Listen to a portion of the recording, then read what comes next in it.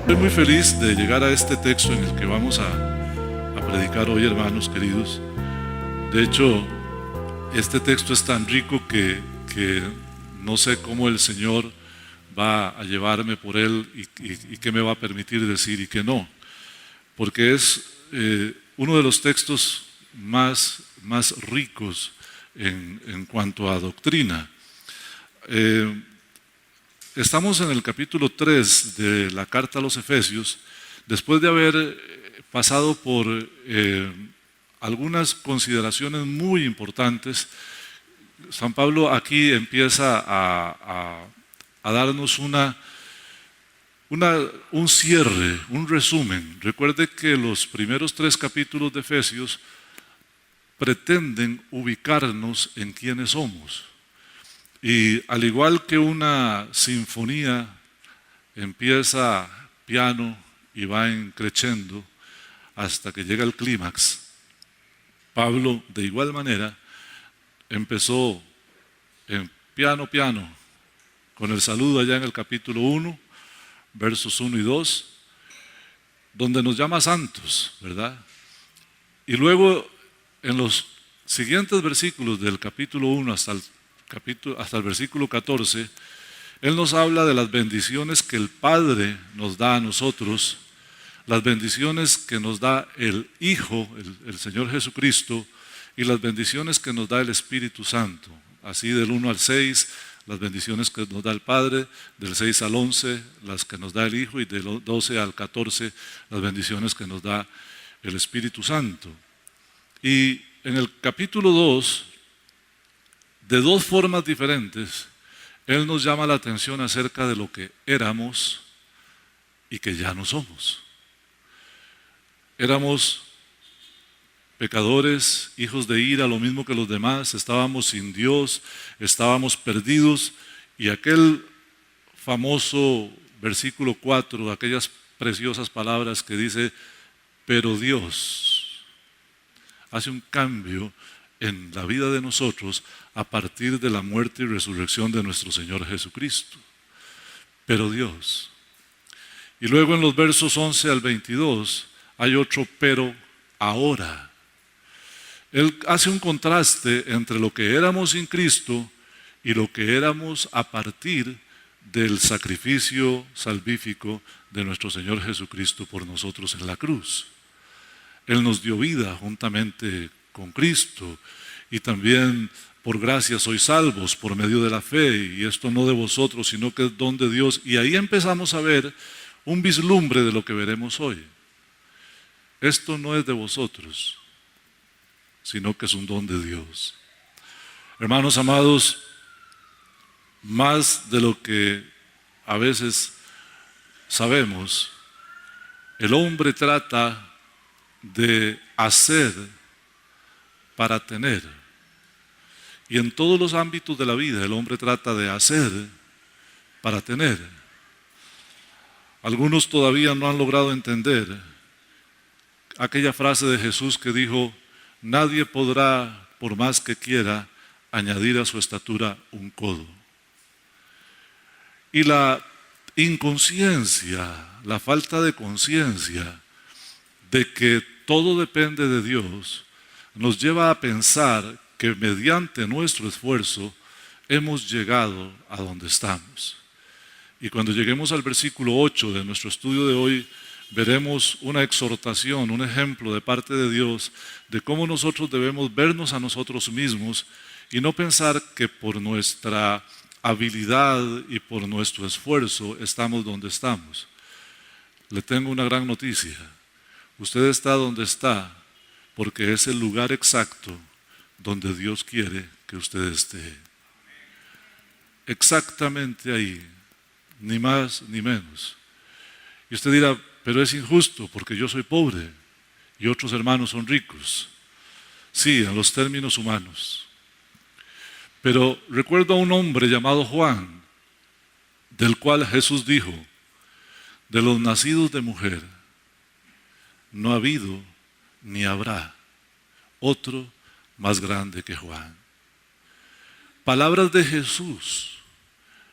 Puso a Juan aquí y para abajo a Abraham, Isaac, Jacob, David, Moisés, Elías, Eliseo, y puedo seguir una larga lista.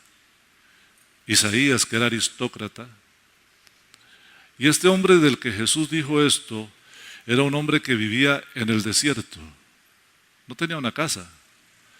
Era un hombre que no tenía guardarropa, no tenía un closet. Andaba vestido con piel de camello, con pieles. Andaba taparrabo y un cinto. ¿Verdad? Me imagino que se bañaba en el río. Y no me lo imagino con una bolsita con la pasta de dientes y el cepillo. ¿Sí me entiende? Era más mechudo que el pastor de la iglesia bíblica. Tenía más pelo. Porque seguro que no iba al peluquero todos los días. Y él dijo, de los nacidos de mujer, no ha habido, ni habrá otro más grande que Juan el Bautista. ¿Sabe por qué? Porque en el reino de los cielos, la plata no importa. ¿Entendió? En el reino de los cielos la posición no importa. En el reino de los cielos los títulos no importan. Las casas, los carros no importan. Tienes lo que la misericordia de Dios te permite tener. Estás donde Dios quiere que estés.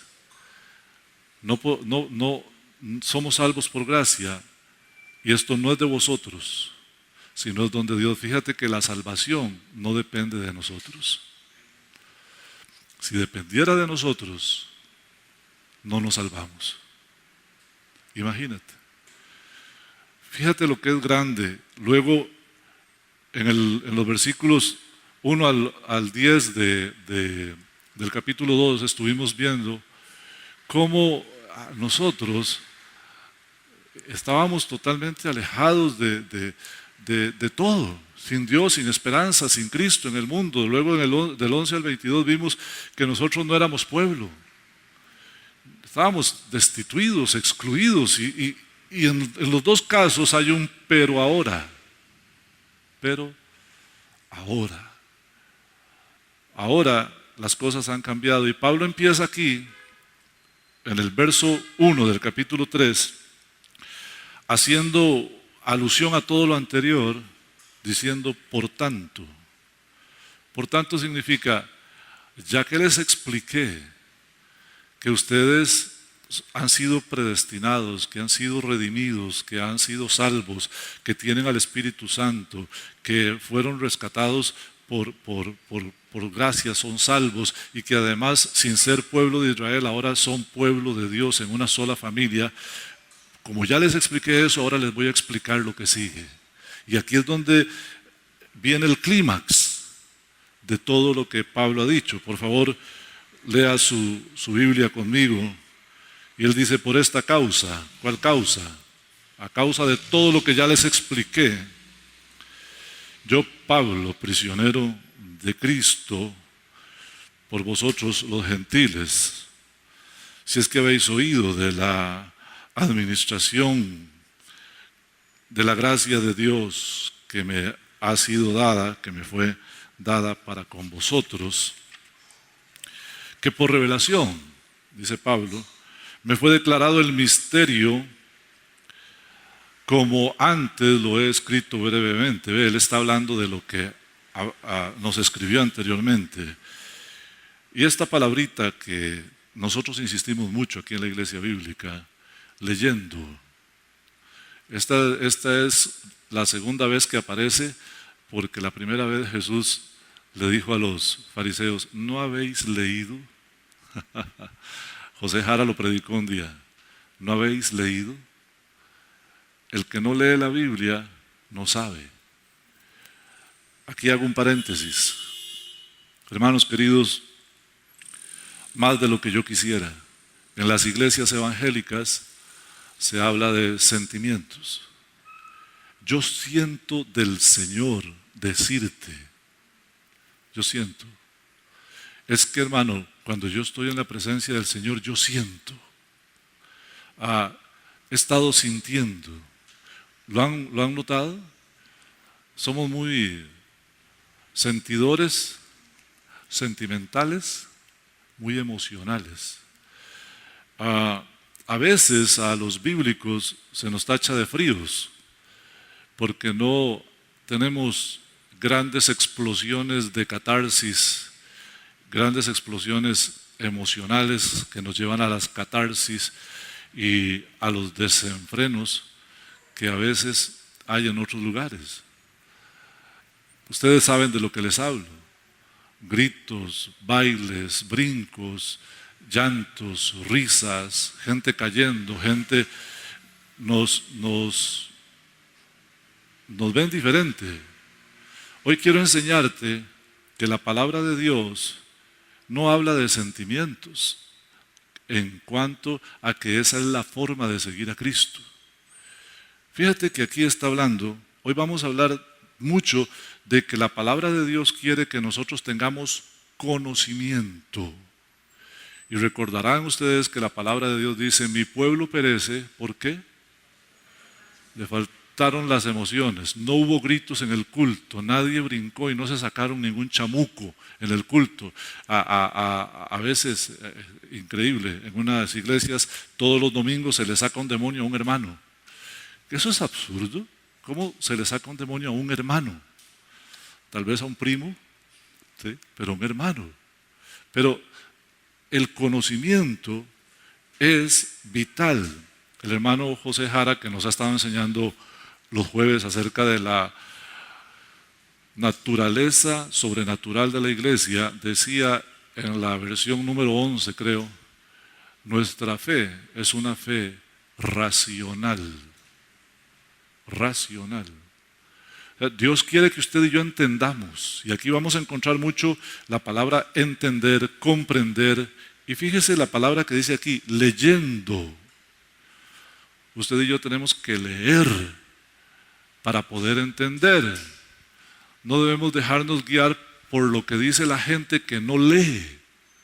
La gente que te dice: yo siento, el Señor me habló, el Señor me dijo. Esas cosas existen, pero qué bueno es cuando la gente te dice: mira, lo que la palabra de Dios dice es esto. Es diferente. Pablo dice aquí: leyendo lo cual, o sea, yo les he escrito a ustedes brevemente, dice Pablo. Eso que yo escribí, si ustedes lo leen, pueden sentir, dice aquí. Amén. ¿Qué dice? Entender cuál sea mi sentimiento, mi conocimiento en el misterio de Cristo. Hermanos queridos, engañoso es el corazón más que todas las cosas, y perverso, ¿quién lo conocerá? Necesitamos entender que nosotros debemos volver a la palabra y alejarnos del emocionalismo. No puedes vivir una vida para Cristo en emocionalismo, porque el domingo en la mañana el cuerpo lo que siente es ganas de quedarse durmiendo.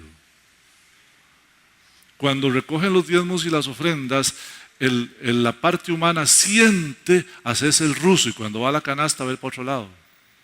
Mira, no había visto que habían pintado. Mientras pasa la canasta, ya pasó y dice: ¡ay, se me fue!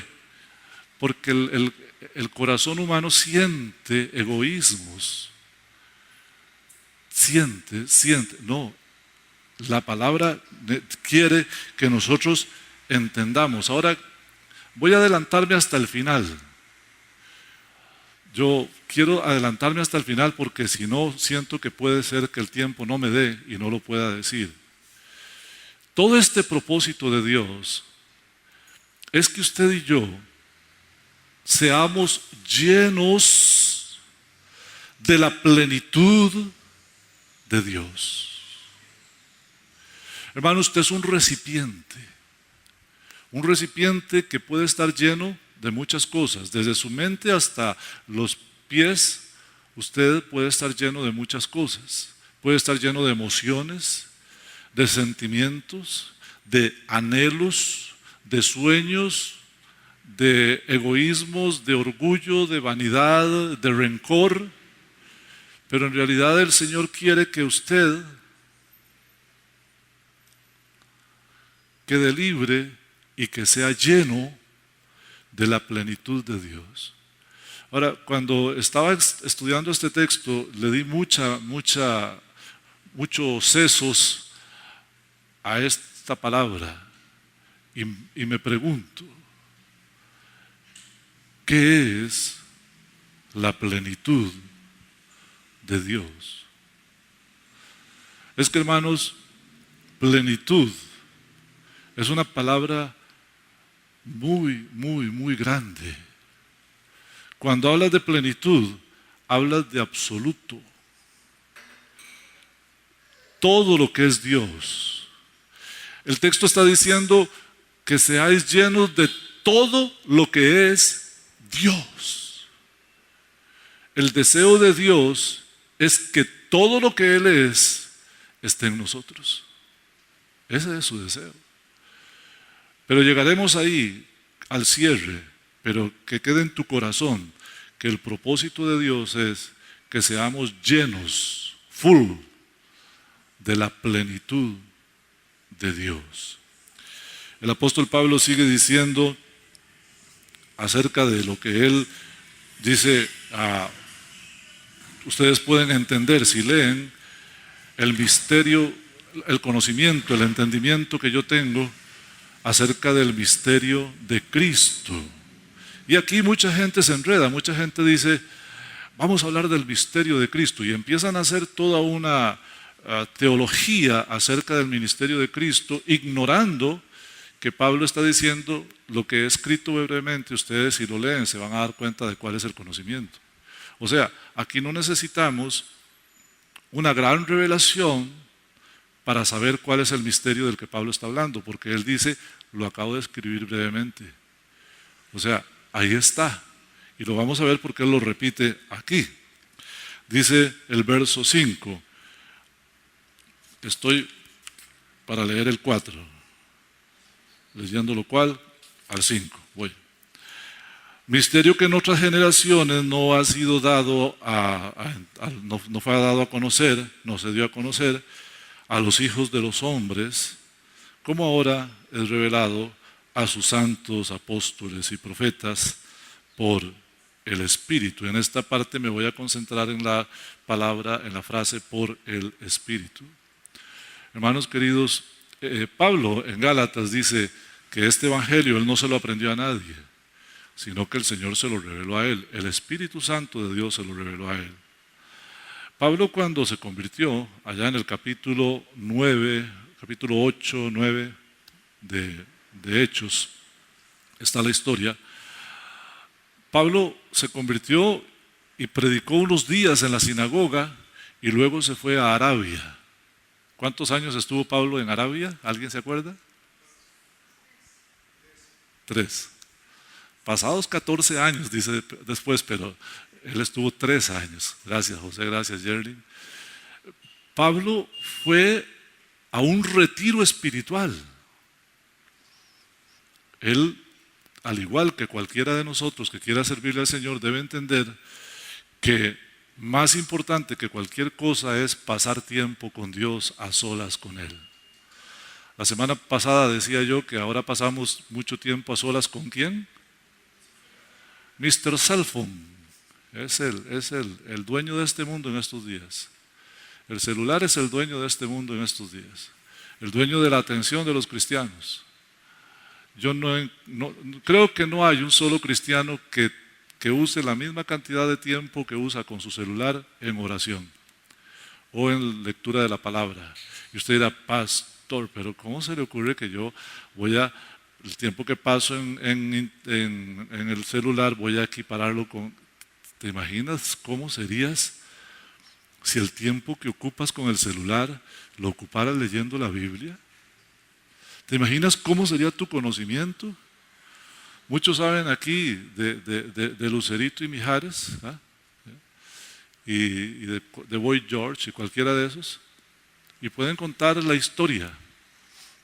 Pero ¿qué sabes del rey David? ¿Qué sabes del apóstol Pablo? ¿Qué sabes de la palabra de Dios? ¿Qué sabes de la salvación? ¿Qué sabes de la redención? ¿Qué sabes?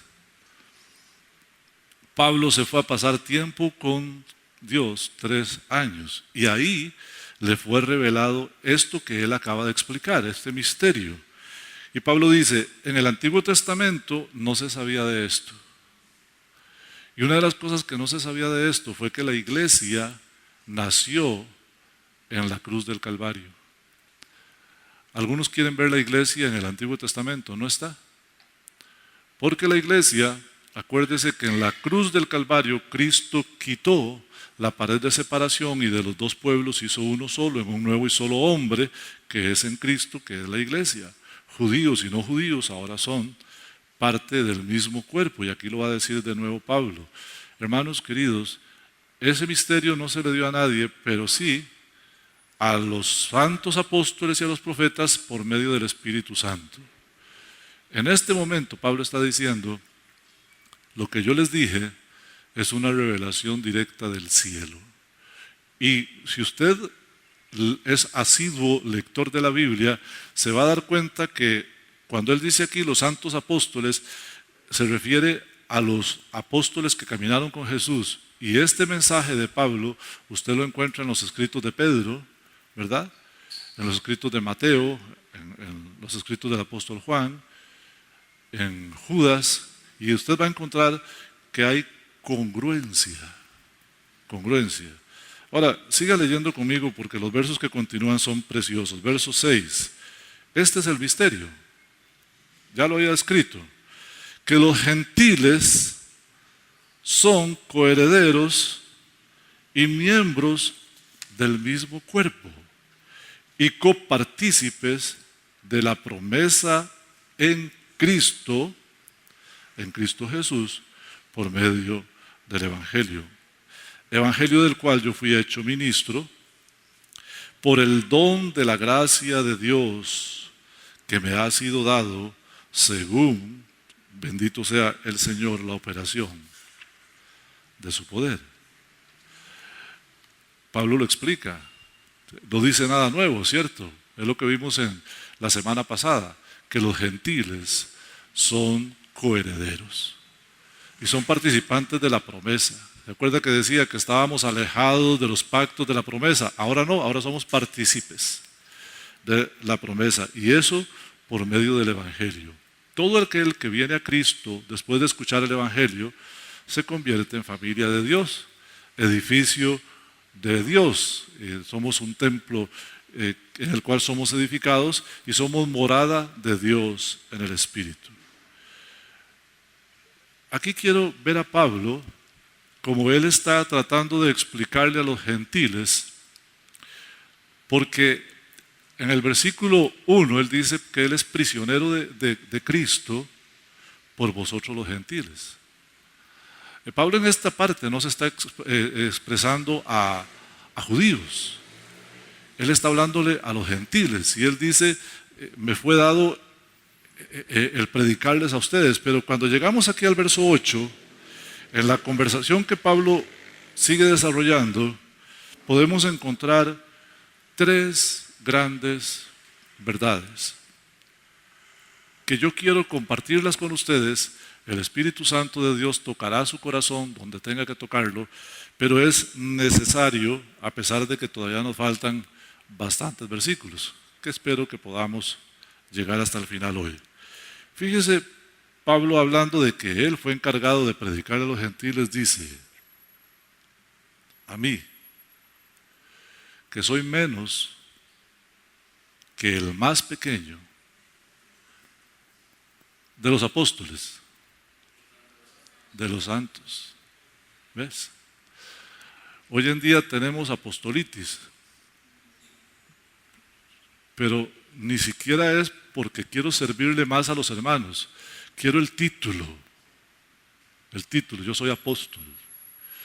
En mi caso sería yo soy patriarca, porque tengo una pata muy grande. Patriarca. Queremos el título nos llama la atención. Y Pablo es un tipazo. ¿Sabía que Pablo escribió 12 de los 27 libros del Nuevo Testamento? Casi toda la doctrina y la teología que nosotros usamos fue escrita por Pablo. Agréguele 13 si usted, como yo, piensa que Pablo escribió el libro de Hebreos, la carta a los Hebreos. Este hombre de Dios, muy grande, dice: Dios me dio el privilegio de predicar a los gentiles, y aquí está una de las tres cosas que quiero decir. Voy a hablar de la percepción, de la autopercepción de Pablo como siervo de Dios. A mí, que soy el más pequeño, soy menos, dice él, que el más pequeño de todos los santos. O sea, Pablo entraría a esta iglesia y diría: tráigame al más pequeño, al más humilde, al más sencillo, al más pequeño. Y lo pone aquí y dice: ven, yo soy menos que él. Pero hagámoslo más grande. Él está hablando de todos los santos. Ya para ese tiempo la iglesia de Jesucristo tenía a los 3,000 que se habían convertido con Pedro, tenían 2,000 por otro lado. Era una iglesia de 10,000, 20,000 personas. Y Pablo dice: de entre todos los 20,000 cristianos que hay, traiga al más pequeño. Y yo soy menos que él. Hermanos, quiero preguntarte en el amor de Cristo: ¿cómo te ves a ti mismo? ¿Te crees muy importante porque tienes dinero, estudio, posición, una casa, un carro, 3 chicas para ponerte, unos zapatos ahí y otros guardados? Porque tienes un trabajito, porque te ganas unos cinquitos, porque puedes hacer cosas que los demás no hacen. ¿Cómo te percibes a ti mismo? Es una lección muy grande ver a un hombre de Dios con tanta revelación que, según 2 Corintios 12, fue llevado al tercer cielo. Yo estoy seguro que si yo les dijera a ustedes que fui al tercer cielo, en el caso de que fuera cierto, posiblemente algunos de ustedes sentirían que soy algo especial. Y hoy andamos buscando la unción express. Viene tal hombre de Dios, viene tal mujer de Dios, la profeta tal y el profeta tal, y fulano y sutano y mengano, y ojalá béseme la mano y tóqueme la cabeza y dígame una palabrita. De eso vive la iglesia de Jesucristo estos días, de una palabrita de bendición. Incluso hay una emisora en este país que usted se asocia a un WhatsApp y paga una cantidad de dinero, y todos los días le llega una palabrita de bendición de tal pastor.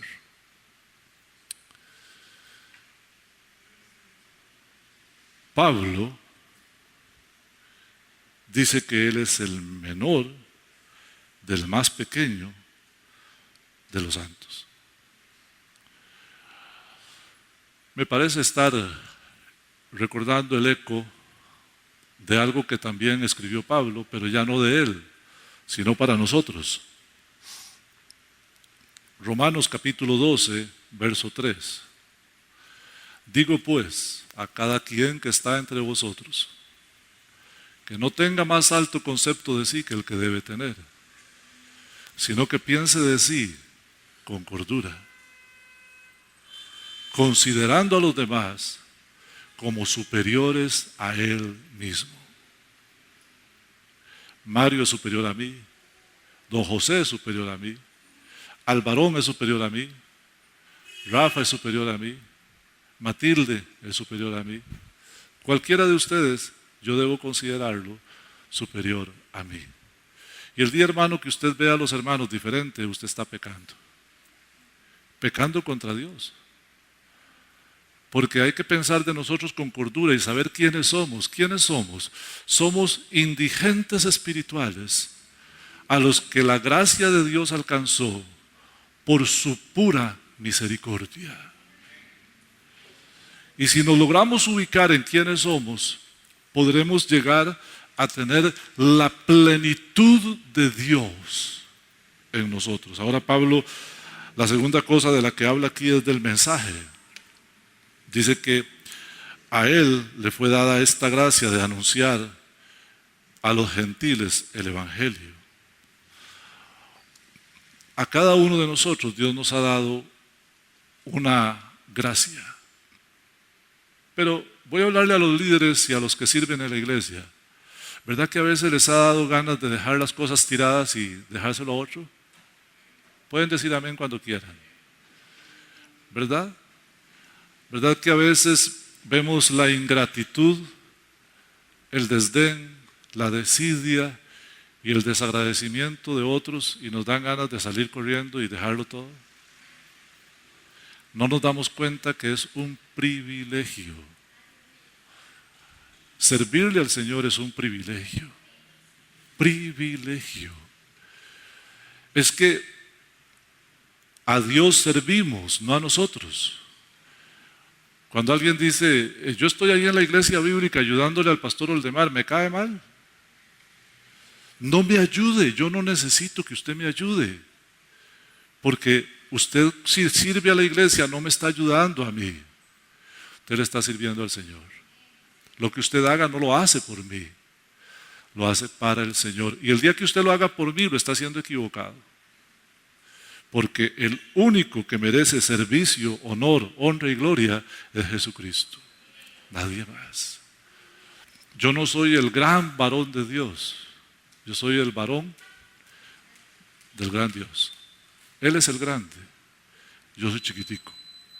Y usted debe servir a Dios un día sí y otro también. Y cuando te canses y cuando ya no tengas ganas, sírvele al Señor. Todos los días hasta el día de tu muerte. No puedes dejar de servirle porque es el privilegio de servirle al Señor. Y para introducirnos en el tema que sigue, el apóstol Pablo dice que él anuncia el evangelio de las inescrutables riquezas de Dios. Hermanos, varias veces Pablo usa la palabra riquezas. Las riquezas de su gracia, las riquezas de su gloria y aquí las riquezas de Dios. Pero usa una palabra especial esta vez, una descriptiva, dice las inescrutables. Esta palabra es muy sencilla. ¿Qué es algo inescrutable? Alguien que me diga qué es algo inescrutable. A ver, ¿qué será algo inescrutable? Sí, pero inescrutable es que no se puede escrutar. ¿Qué es escrutar? Jara, cuando quiera puede hablar. Escudriñar. Escrutar es algo inescrutable, es algo inexplorable. Inexplorable. Hermano, escuche esto. Usted y yo sabemos de Dios lo que la Biblia nos enseña. Y lo que la Biblia nos enseña es lo que Dios en su misericordia ha permitido que nosotros tengamos acceso. Pero es una pequeña parte de las riquezas de Dios. No tenemos ni idea de la magnificencia, lo portentoso, lo majestuoso, lo abundante que es Dios. Apenas tenemos un vislumbre.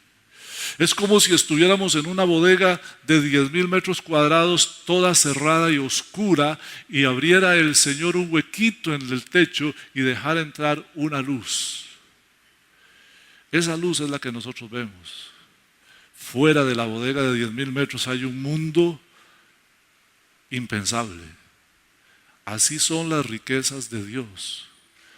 Conocemos un poquito, pero lo poquito que conocemos no lo conocemos bien. porque no estudiamos su palabra. Por eso cada cristiano debería leer su Biblia todos los días sin faltar. Por eso debería leer la Biblia no una vez al año, 2 y 3 veces al año.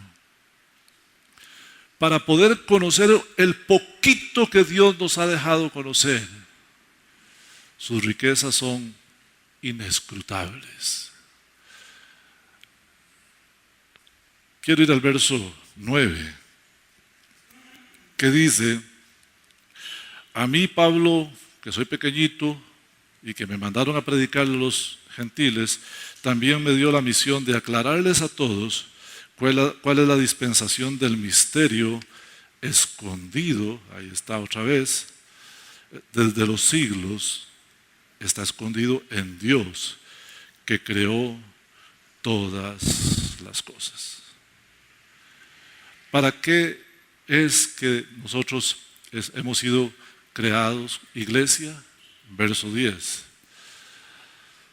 Para que la, bendito sea el Señor, multiforme sabiduría de Dios sea ahora dada a conocer por medio de la iglesia a los principados y potestades en los lugares celestiales, conforme al propósito eterno que hizo en Cristo Jesús nuestro Señor, en quien tenemos seguridad y acceso perfectamente confiados por medio de la fe en Jesucristo. Nosotros estamos rodeados de un mundo espiritual que es más real que usted y que yo.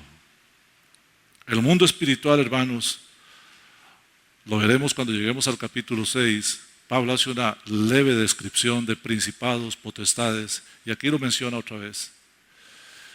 Nosotros estamos rodeados de un mundo espiritual que nos contempla.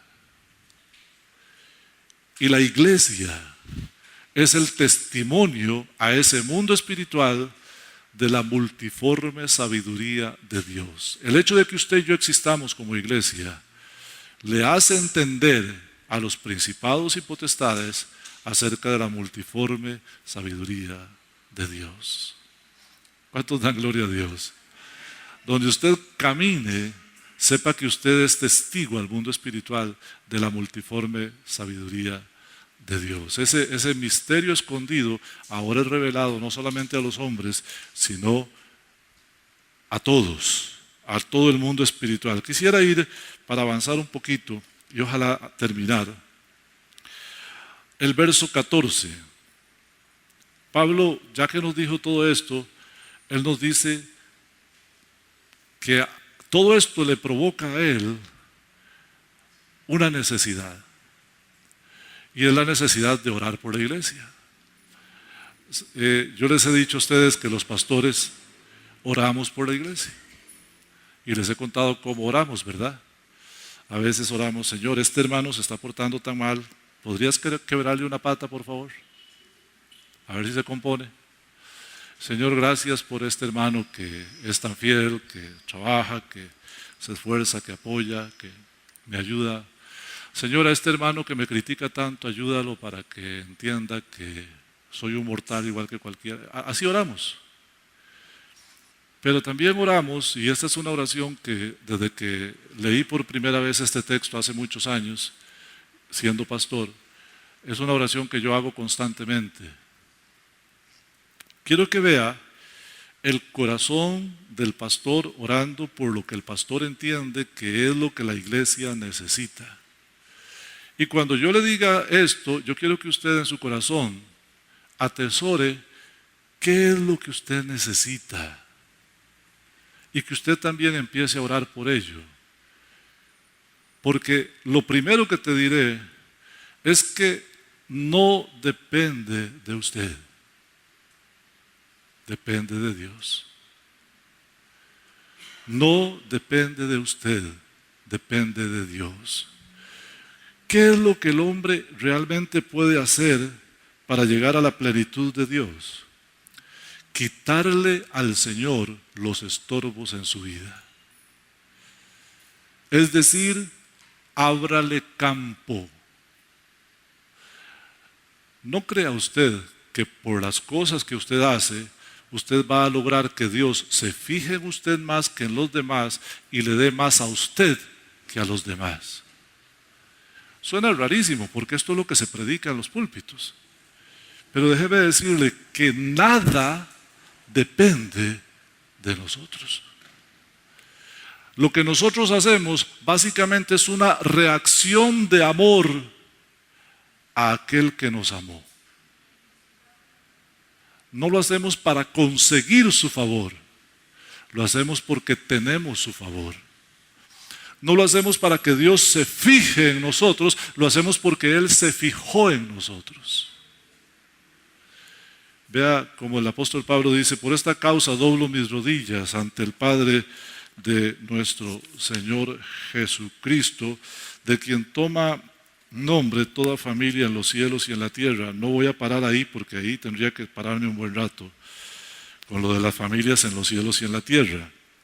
Pero ve el verso 16, ¿cuál es la razón de que Pablo ora?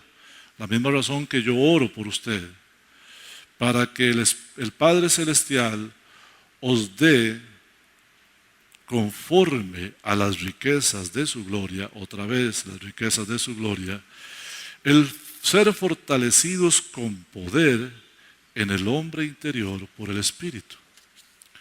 Cuando lleguemos a capítulo 6, verso 10, veremos lo mismo. Fortaleceos en el Señor y en el poder de su fuerza. Yo oro que Dios te fortalezca en el Espíritu. Ahora, deberías orar para que Dios te fortalezca en el Espíritu. Como decirle al Señor a aquellos hombres: aumenta nuestra fe. Hay que decirle: Señor, fortalece mi espíritu. ¿Puedes, por favor, Señor, fortalecer mi espíritu? ¿Por qué es necesario que fortalezcamos nuestro espíritu? Para que habite Cristo por la fe en vuestros corazones, a fin de que, arraigados y cimentados en amor, seáis plenamente capaces de comprender. Aquí está otra palabra que habla de entender, de comprender con todos los santos cuál sea la anchura, la longitud, la profundidad y la altura, y de conocer, otra vez la palabra conocer, el amor de Cristo que excede a todo conocimiento, para que seáis llenos de toda la plenitud de Dios. Fíjate cómo es este texto. Dice que Él ora para que seamos fortalecidos en el hombre interior, para que arraigados y cimentados en amor. Primero que necesita usted es echar raíces y tener fundamento. Y eso es bíblico. Usted adquiere fundamentos, como vimos en la lección pasada, sobre el fundamento de los apóstoles y profetas. ¿Qué es eso? Biblia. Pablo está diciendo: yo quiero que ustedes conozcan Biblia y que estén pegados a Cristo, porque arraigados significa echar raíces, y echar raíces significa estar en Cristo. ¿Y por qué Él quiere que seamos arraigados y cimentados para que habite Cristo en nuestros corazones? Y aquí hace otro vislumbre de cuando nos va a llevar a que seamos llenos de la plenitud de Cristo. Que habite Cristo. Y aquí está una gran pregunta que quiero hacerle. ¿Qué habita en tu corazón? Es que ayer vino de Pérez Celedón una hermana de mi esposa a verla. Ahí estuvimos conversando. Pasadas 4 horas, se fue. Nos sentimos felices porque vino y conversó y tomamos un café y comimos algo, pero se fue. Yo estoy seguro que a muchos de ustedes, cuando los hemos visitado en su casa, se han sentido alegres, pero terminó y se fue. Pero qué diferente es cuando alguien se va a vivir a tu casa.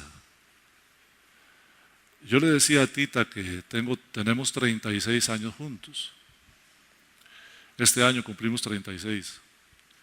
Y le decía esta semana, vieras que yo me siento muy feliz de que sigamos juntos. Porque ella teme a Dios como yo temo a Dios. Porque ella me quiere y yo la quiero. Porque tenemos 2 hijos a los que amamos. Porque ella pone música pandereta durante el día y yo estoy feliz.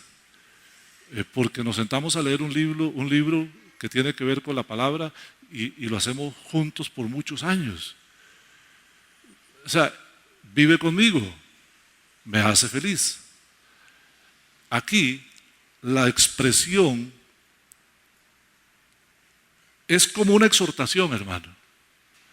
Usted sabe que hay muchos cristianos que van de visita al culto los domingos y ese es el ratito que están con Cristo. Son como mi cuñada y están con Cristo un ratico y se sienten felices y están bien. ¿Y el resto del tiempo? ¿Qué habita en tu corazón? ¿Cuáles son tus pasiones? ¿Cuáles son tus anhelos? ¿Cuáles son tus sueños? ¿Están relacionados con Cristo? Aquí estoy predicando fanatismo, según algunos lo ven. ¿Sabe qué es? Es que Cristo sea el primero, el segundo, el tercero, el cuarto y el quinto lugar. El sexto, el séptimo, el octavo, el noveno y el 10º lugar. Y que todo lo demás es secundario. Yo le decía un día de estos a un hermano, cuando tienes un trabajo que no te permite venir al templo, cuando tienes un trabajo que no te permite leer la Biblia ni orar, eso no es de Dios. O te lo dio el Señor y lo estás usando mal, o no te lo dio el Señor. Cuando tienes un amigo que interfiere con tu vida cristiana, cuando tienes un hobby que interfiere con tu vida cristiana, hay gente que no está aquí hoy porque andan en bicicleta. No están aquí hoy porque se fueron para la playa. ¿Es malo ir a la playa? No, pero para eso usted puede ir cualquier otro día. Para eso no existen las vacaciones. ¿Ves? ¿Ves? Hay quien no viene el jueves porque está muy ocupado. Hay quien no viene el sábado a orar porque es de mañana. Hay quien no lee la Biblia porque qué pereza. Hay quien no ora porque se queda dormido. ¿Habita Cristo en la fe, por la fe en tu corazón, o Cristo tiene pedacitos de tu vida? Es que Cristo no puede tener pedacitos de tu vida. Dice la Escritura que amarás al Señor tu Dios con todo tu corazón, todo, con toda tu mente, con toda tu alma y con todas tus fuerzas. Y aquí es donde la gente empieza a llamarme fanático, porque yo creo eso. Yo creo que un cristiano se va de vacaciones y se lleva su Biblia. Eso es lo que yo creo.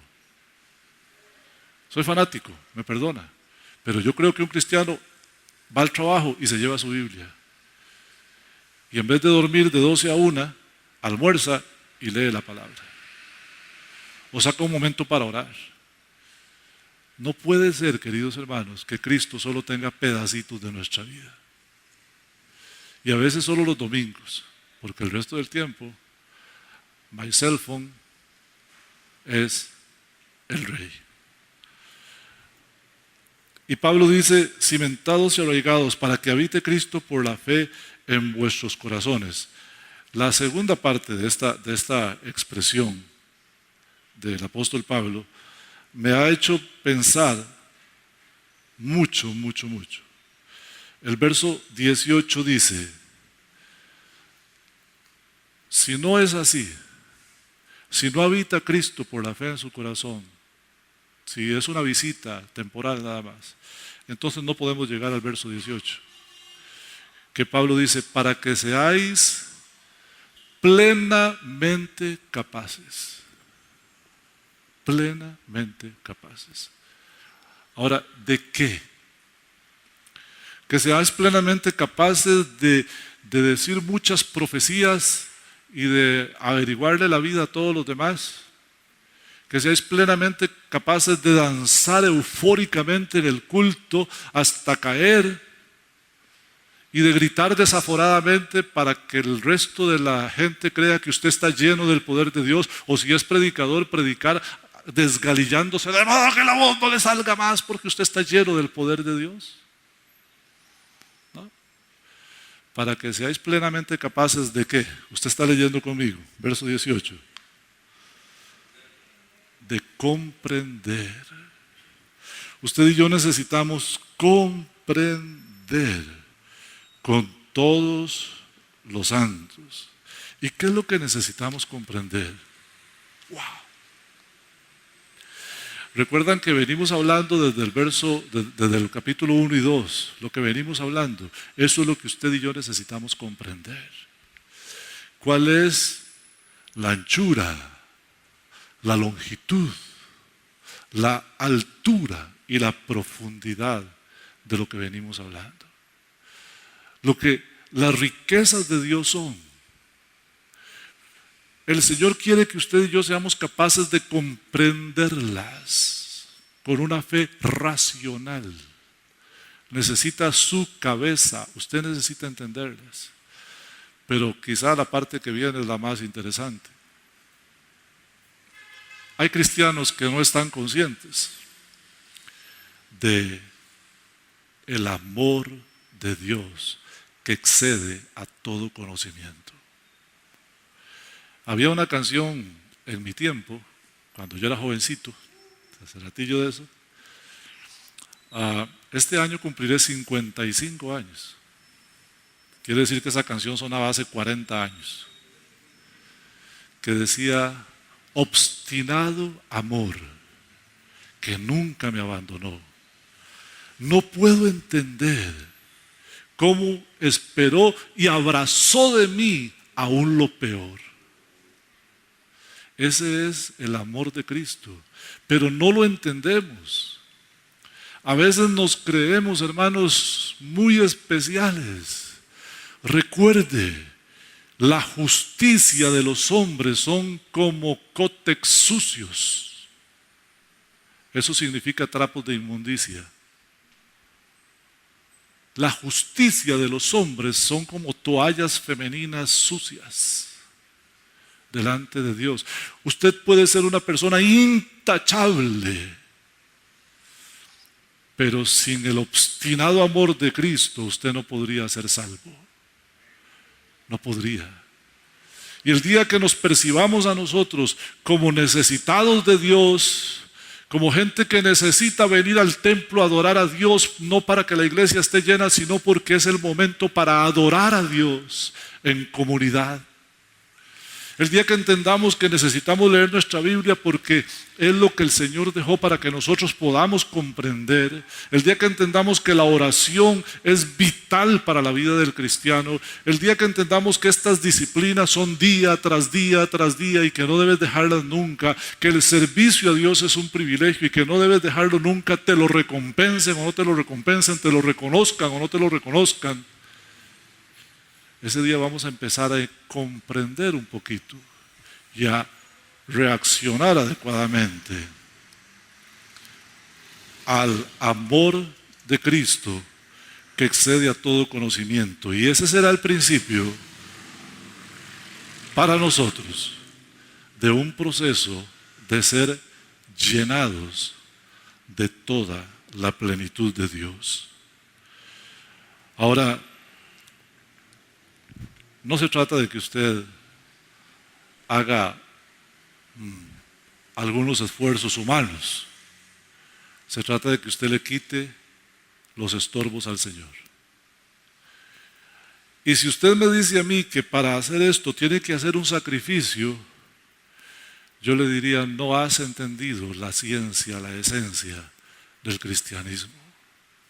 Cristo es primero.